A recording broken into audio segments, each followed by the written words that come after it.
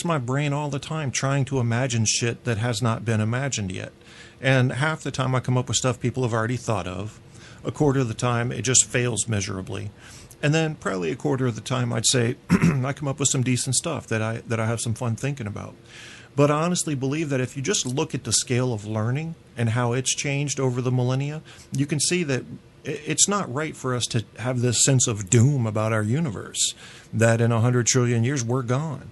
Because I know we will have found a way to beat that, even if it's only to escape with our conscience somewhere. We think in terms of computers, but something better than computers could come along, some biological mix between photoelectronics and computer architecture, something that is biologically viable, that reproduces on its own, that can carry our conscious forward, that isn't necessarily as physical as us. It could be something in a field of energy that we have never yet figured out a way to measure, so we do not know it exists, and yet it's there. And these things are all possibilities, along with 10 trillion other things that may lead to us being able to survive indefinitely and live on forever. So I feel sorry for, if religion is a farce, let's just assume that for a second. Let's say religion's false, that we were here by accident or we were put here by aliens, whatever. Something that seems more practical than a guy in the sky going, Shazumpa, there it all is. Okay, that's, maybe that happened, but maybe not. Let's assume it did not happen. Then we have nowhere to go except for what we build. If our conscious somehow magically goes into an existence after our natural biological life, I couldn't imagine what it would do there or what joy it would get there.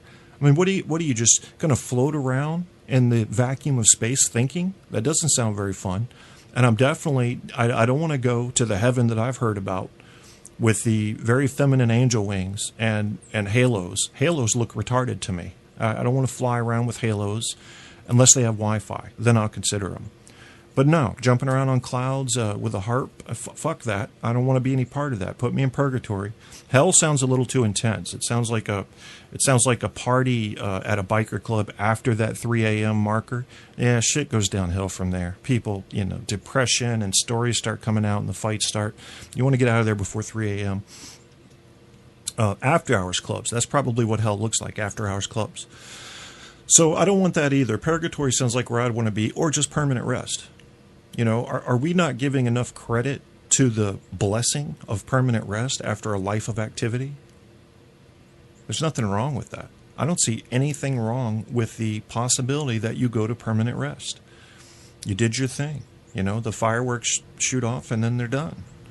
I don't know. Hug, APOC, I'm getting ready to get out of here. This was an awesome show, though, because what I did is put into context modern American and world politics with human behavior from long ago and long into the future. But there's a lot of guessing. We got a lot of guessing going on, folks, and you got to go with the most reliable information. And I think one place that we do not give enough credit to is the unknown. We don't give enough credit to it. What is this retarded concept that we have everything figured out? That is in no way helpful to humanity. You should have a big opening in your mind for what we don't know. Hey, I don't see this show on when I hit the explore button, or else I would have been here earlier. Oh, they must not like me. I don't know. Maybe they don't like me at Spreaker. I don't care. Thermoconception, ability to sense heat and cold. Proprioception, the sense gives you the ability to tell where your body parts are relative to other body parts. Okay. Sense is any system that consists of a group of sensory cell types respond to a physical. Okay. So we may just be talking about a difference in definitions, because I'm just talking about the 5 major senses. And I'm saying that senses as important as each one of those could develop centuries or millennia into the future and reveal to us things we had no concept was there.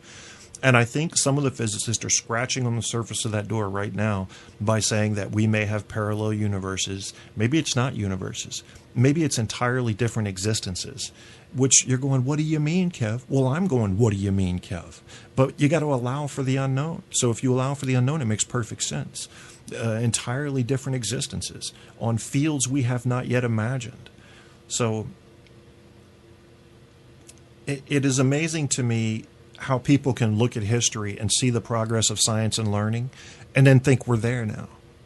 I mean, you just see this gradual wave building up. And you know what a wave does. It gets bigger and bigger, at least in my mind. And then they go, oh, that's as big as it's going to get. Yep, we're there. What? No, that's not true. No, time and thinking. Time and think is what's going to do it for you. Time and thinking. And we're getting a lot of help, not with time, but with thinking with the computers. And that's going to change things drastically. This is going to be seen as a pivotal point in human evolution, the same type of pivotal point that the discovery of fire was and farming. This use of computers to do some of the more laborious tasks that the human mind used to do might be seen as a hindrance, probably be seen as a help, definitely going to be seen as a critical juncture to where we are in 10 million years. And I think where we'll be in 10 million years is definitely off the planet, probably outside of our own galaxy, and well established in the universe, in our little corner of the universe. And by then we'll have an understanding of whether or not there truly are other universes or other existences or other planes of reality and how to get to them. You know, the sense now is that there's 14 dimensions out there and we only understand 3 or 4 of them. So I bet that number climbs. That's my guess there. The traditional 5 senses model, sight, hearing, touch, smell, and taste, is credited to Aristotle. Okay.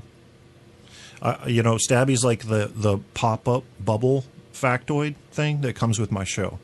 So little side notes, but they're big side notes, actually. Southeast Asian Buddhism seemed the other piece that Aristotle seemed to miss.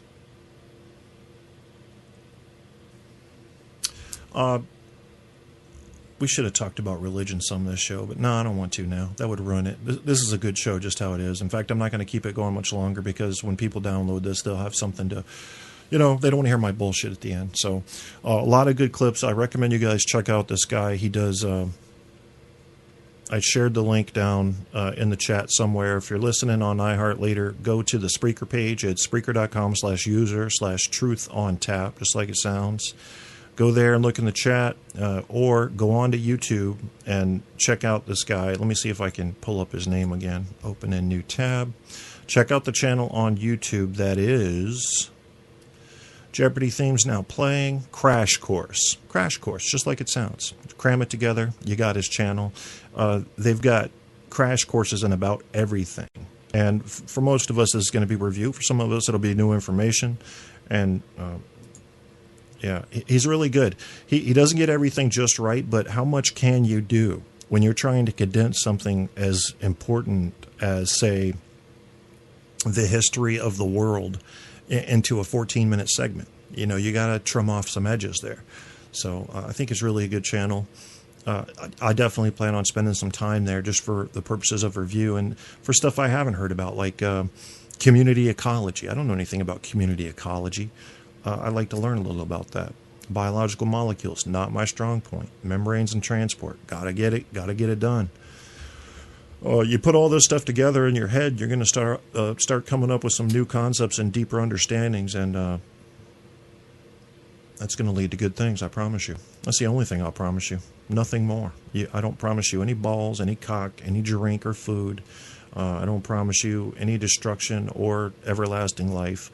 I will promise you that I will smack you with a wiffle ball bat if you ask me nicely, and there's a wiffle ball bat available. Wiffle ball, one of the most underrated sports in human history, where you can hit the shit out of a ball and it will not go further than 30 feet. You got to love that. You got to love that. Whoop, whoop, whoop. Well, there it is. He got a single. Yeah, got to love it. Apocalypse and Stabby are still talking about this in the equilibrioception. Good stuff. Still talking about this in the chat room, and I welcome them to continue to talk about it. But I am going to make my exit here. 1, my voice is gone, and 2, I have heard a rumor that if I don't eat, I will die. And I'm not afraid of death, but I would really like to wait until the Capitals win a cup. Assuming that'll happen within the next 20 years, I don't know. But I really hope it does. Because then, I saw some highlights from when it was either the Rangers or the Islanders. I think it was the New York Rangers back in something like 1984 had won a cup.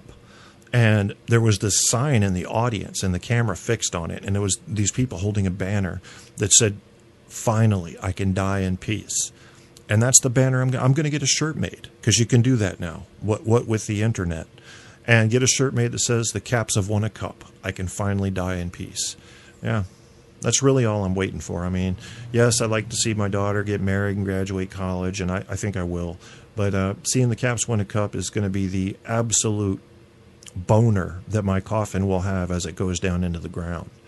And I need that boner. I need that permanent hard-on until the sun gobbles up our earth after it boils all the moisture away and the people are gone.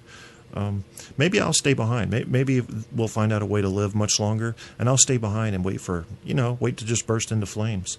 And I'll write people. I'll be tweeting. I'll be live tweeting. It'll be like, hey, y'all, shit, it's getting hot in this bitch right now. My face is starting to melt off. I still have my fingertips because I got them between the sun and my back. My ass looks more like, the bags under Sigourney Weaver's eyes a little bit. And I'm going. I feel it. I think I felt a little flame on my back just now. So I'm live tweeting this shit for y'all. I would do that for y'all. I would do it. As long as I could be drunk. That would be an important part of it. But then tweeting when you're drunk, I don't know about that either. That's going to do it for today. We'll spare you any outro songs or outroductions or introductions or quattroductions, and we'll just let you go and die an honorable death after listening to one of the greatest shows I think I've ever put together.